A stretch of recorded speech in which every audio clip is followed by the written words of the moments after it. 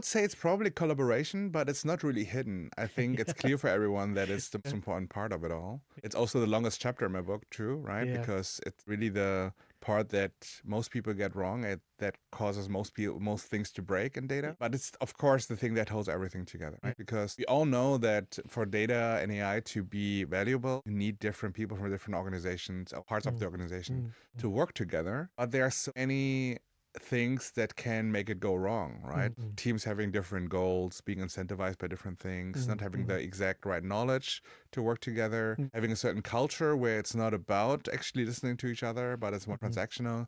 There's so many things coming together. So it is truly the glue then in the end, right? Because without collaboration, none of the other C's can actually be impactful either if you don't do it together. So I can see why you're saying that, and I think collaboration is definitely then the glue, as you said, to keep the intact and working. When I read your book, I can tell you which of the C's is my choice. It's conscious because when I read your book and I was reflecting on the C's, and that's why I wanted to ask you for your opinion. I think conscious is being in a way self-aware, self-reflected, pausing on all the C's. So how do I want to address communication consciously? How do I want to communicate so that I and the other, as you said, have room to share their competences, their skill set, and also consciously, as you mentioned, giving room for creativity.